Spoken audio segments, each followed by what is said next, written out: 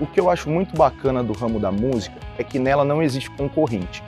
Todos somos amigos dentro da música.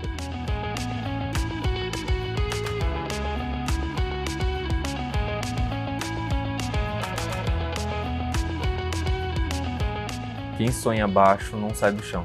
A gente tem que sonhar alto, a gente tem que se arriscar. Ou a gente aumenta nossas habilidades, ou a gente diminui nossos sonhos. Porque, como o MC mesmo fala, num trecho da música dele, a gente é o único representante do nosso sonho na face da Terra. Se a gente não fizer acontecer, ninguém vai.